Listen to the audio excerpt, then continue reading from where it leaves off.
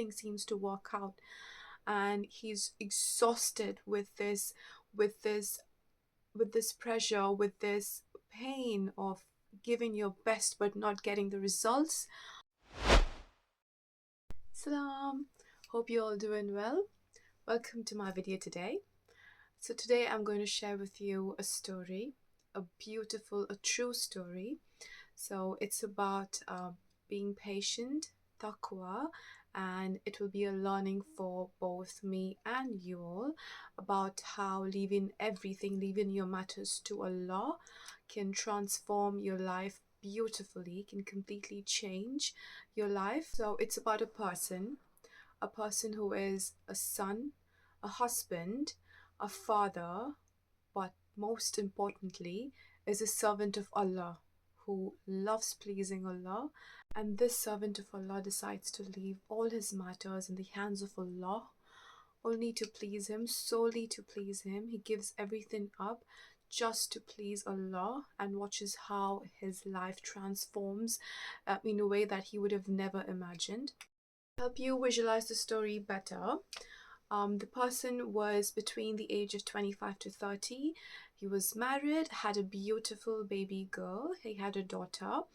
Maybe she was of the age of about 2 or 3 years old. It was a point of time in his life when he was really struggling financially in terms of his career. He did not have a job and he was looking for a job.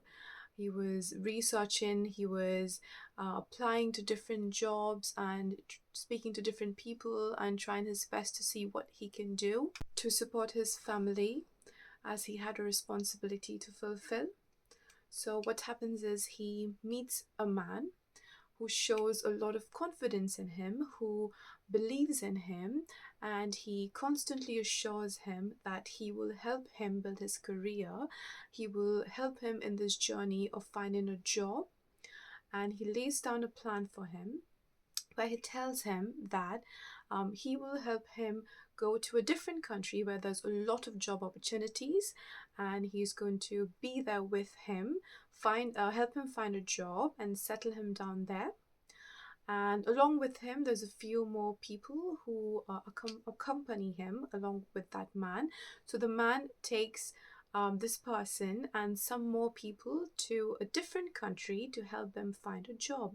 Now, because he is helping him with all of this, with their tickets, with their visa, with contacts in that country, and with everything else, obviously he's going to have to be paid. So they pay him a certain amount so that he takes them there and helps them in finding a job in that country. They're all made to stay at the same place together. So that they're all there for each other when they need help, support. So they're all staying in this one apartment.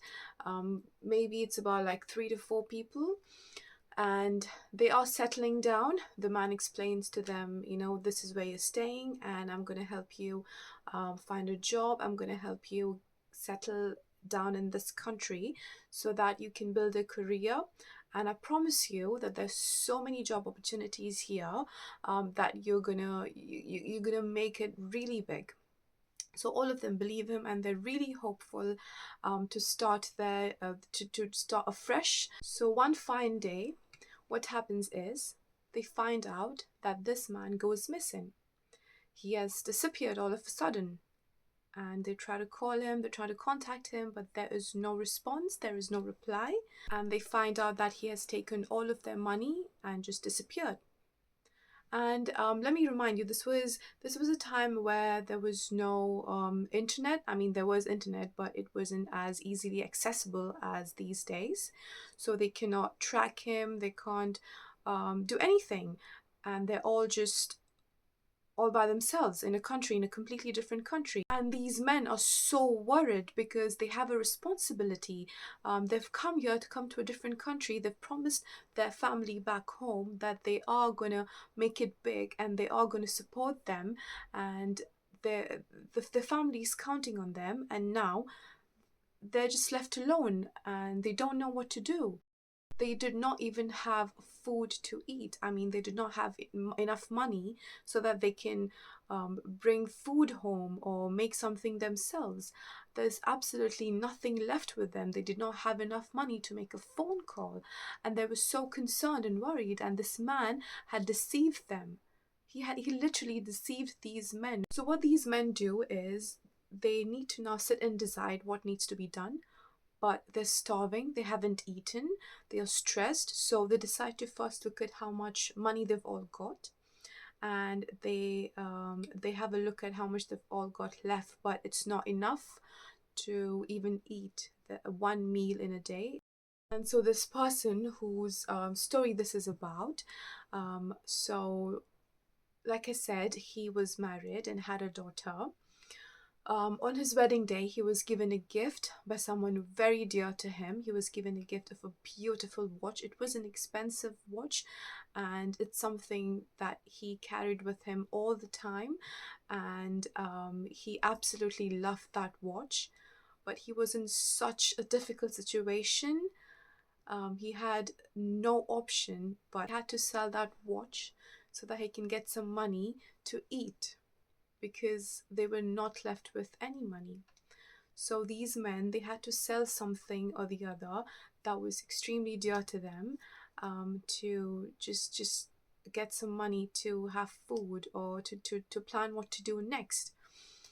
And what they tried their best to see what they can do, but they could not, because they were all alone, and they had absolutely no idea about this new country that they were brought to.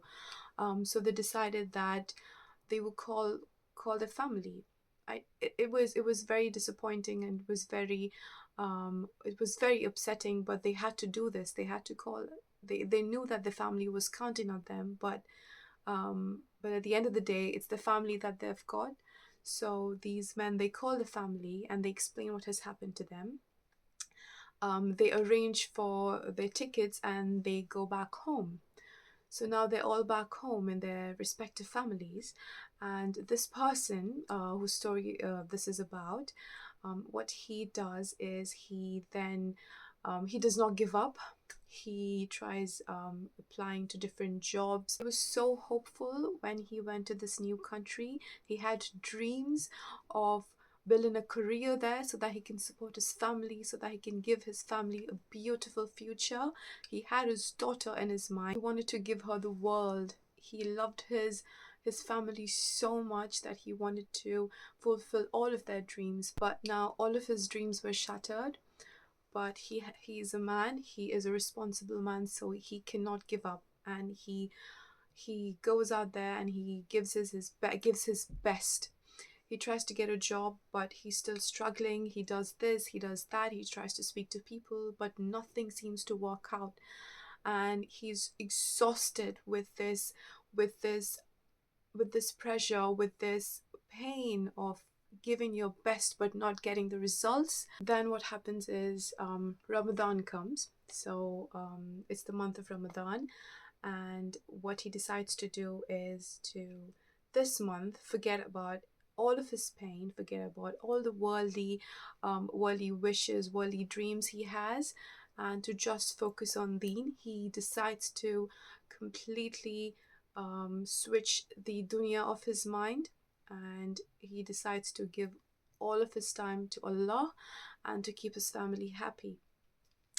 So I remember this is what he told to me. He told me that when Ramadan started, that Maghrib prayer, from the first Maghrib prayer of Ramadan until the last Maghrib prayer of Ramadan, he did not miss even one salah. And it was not just the fard salah. He did not miss any sunnah, any nafil. He prayed all of the salah, and he prayed all of the tarawih. He made sure his mind was free of any worldly matter, all the worldly matters, and all he thought about was Allah. All he wanted to do was please Allah. He cried and cried and cried to Allah not because he wants a solution, but because he wants Allah's forgiveness, but because he wants to please Allah. He wants Allah to be pleased with him. He cries in every salah. He makes lots of dua. He does not miss any prayers of his. He makes sure all of his taraweehs he has performed. He completes reciting the Quran, and he prays tahajjud. He gives his all. And for what? Just to please Allah. He does not care about anything in the world. All he did this Ramadan was please Allah and keep his family happy, because of course if you keep your family happy, you're automatically pleasing Allah. And then he feels this sense of connection to Allah that gives so much peace, that Allah has blessed him with so much of peace and contentment. Do you know how hopeful he was when he moved to the different country, hoping that he would get a new job, hoping that he would get a lot of opportunities? So that hope compared to the hope that he felt now was nothing. This hope that Allah had blessed him with in this month of Ramadan was 100 times, 1,000 times, 1,000,000 times more powerful than any other faith or hope that he had felt in his heart. Allah had blessed him with not only peace, but contentment, hope, and eternal happiness. So that's how he spent his Ramadan, trying to please Allah, helping others, and not giving up any opportunity that he would get to please Allah. That's how he spent his Ramadan. Now Ramadan was over, but he did carry on. He did continue praying to Allah constantly. He did have that tawakkul in his heart. He had faith in Allah that Allah would help him in both deen and dunya. Allah would help him in both his faith and also in this world. He would somehow make open doors for him, make ways for him. He had that contentment in his heart, and he had full faith in Allah. So he continued praying to Allah, and he continued applying to the jobs and trying his best, and he just did not give up. One fine day, one of his brothers came up to him and said, brother, I just saw this ad on the in the papers. It's about a really big company, and I feel like you should apply for a job to that company. And this man then said, oh no, I've already applied to quite a few. I'm not sure if they want me. But the brother said, look, you have a lot of talent. We've seen it. You've seen it.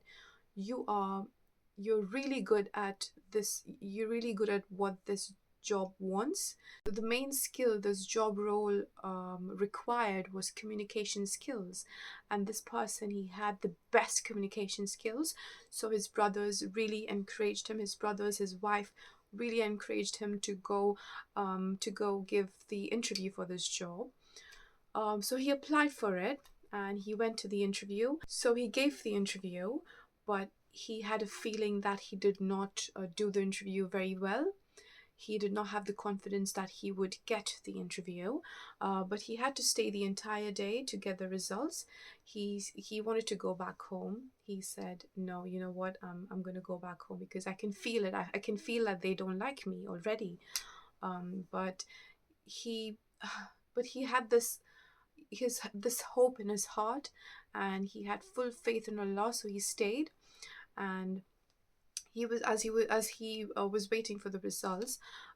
So the people who announced the results, they came into the room, and they said, okay, we're gonna list out a few names, and we want all of you to please go outside.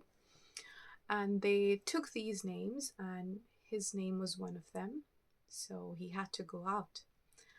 And all of them, they walked outside of the room, and this room was shut, and they were really upset. And he decided that he would go back home, but he was not disappointed.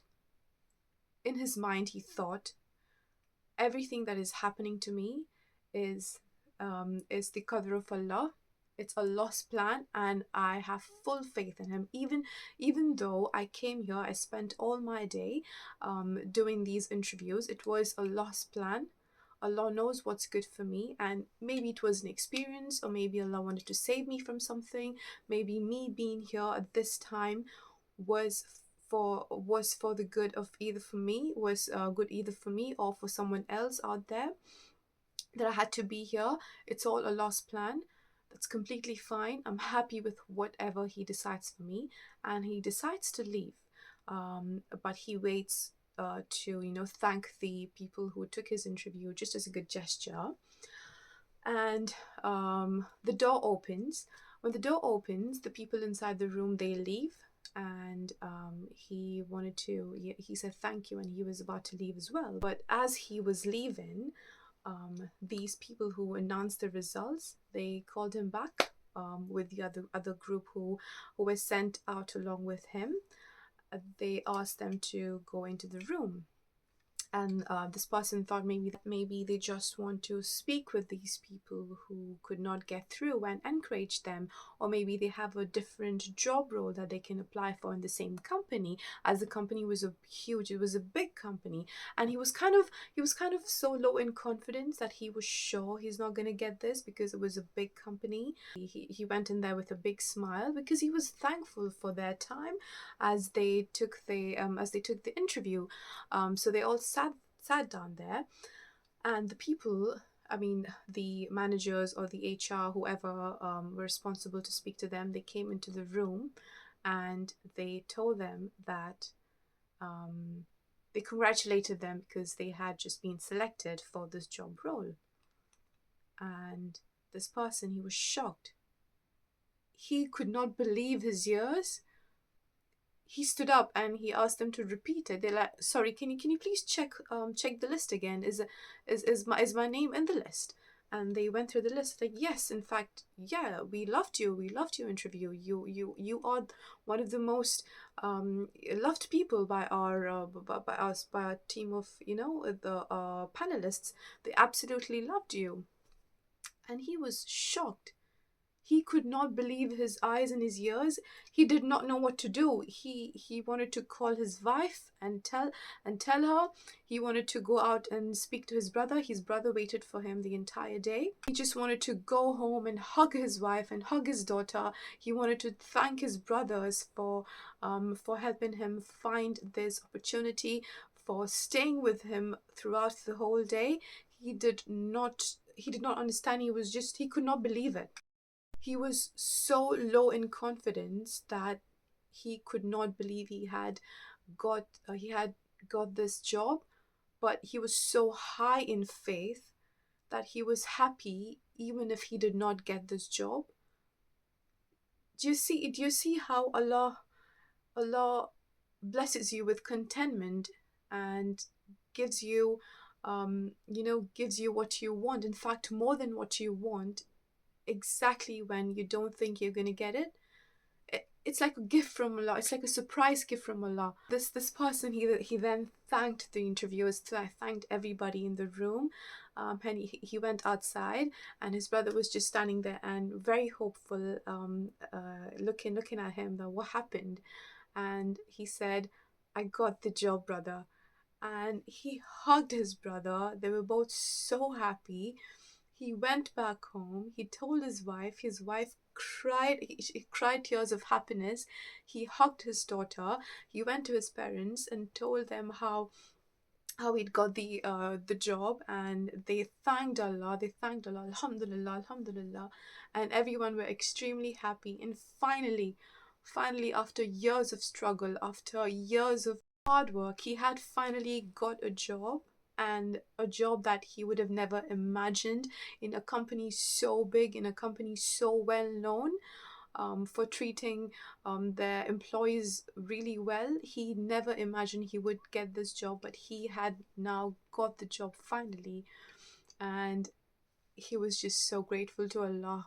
Allah had changed his life, and he knows till this day that that Ramadan is what changed his life, is what transformed his life. And he now still works in that company. He is at the highest post, and everybody in that company respects him, and they all go to him for any queries or anything they have. They absolutely love their boss now, and the boss is him. He is the boss in the company. It's a reminder to all of us guys that if we give our time to Allah, if we focus on our deen and give more importance to our prayers and have faith in Allah instead of feeling disappointed, instead of blaming things, instead of having negative thoughts, no matter what situation, no matter how difficult the situation seems, we must always think that this is happening to us for a reason, and that Allah has planned things for us. No matter what this world says, no matter how much they put you down, no matter how much they discourage you, you have to think about Allah. What is Allah thinking of you? When the world puts you down and belittles you, you must think to yourself that I'm being patient this moment. I'm not retaliating. I'm not being mean to the people who are being mean to me. Why? Because I want to please Allah. If I'm patient right now, Allah is going to be happy with me. If you have that in your mind, that's enough. Subhanallah, Allah is going to bless you in ways that you will never imagine. That is what Allah wants to see. Allah wants to see your patience. Allah wants to see how we can leave everything to Him, and do our best, but leave everything to Him. That's the beauty of Islam. You're going through hardships, but there's a smile on your face. You're going through hardships, but you are hopeful. If that's not magical, what is? Subhanallah. This story, it inspires us. It should inspire us in ways that, that help us not give up, and no matter what, Allah is going to be there for us. You are facing challenges in your life at this moment. Have faith. Have faith in Allah. That's it. And do your best, but don't ever let this world put you down. Have a smile on your face and say this to yourself: I might be facing challenges today, but I know for sure that this is happening to me for a reason. Allah has a plan, and Allah is going to bless me one day very soon with things that I would have not even imagined. This is not the right time for the blessing to come to me, because Allah has planned the perfect timing for me. I will be patient. I will please Allah by being patient, by being steadfast with my prayers, by making lots of du'as, by doing lots of astaghfar, by seeking forgiveness and loving people, helping people. I will please Allah now, and my time will come. And when my time will come, I will be extremely grateful. I will not forget Allah. I will not forget how Allah transformed my life. When I achieve success, I am never going to forget my journey, what Allah taught me when I was nothing and now I have everything. I will remember every moment of despair and how I converted my despair to hope with the help of Allah. This is what we need to remember. And yeah, that's it. Alhamdulillah, honestly, the story is beautiful, and I hope it will help you in ways that it helps me as well. Every time I think about giving up, the story comes into my mind. And let's make dua for you, for me, for all of us, and to this person who shared the story with me. May Allah bless him with all the happiness in the world and the hereafter. May Allah bless him and his family with all of the happiness in the world and the hereafter. May Allah give lots of barakah in his life, and may Allah always be pleased with him. Please make lots of dua every single day, and remember me in your prayers. Jazakallah khair, and assalamu alaikum.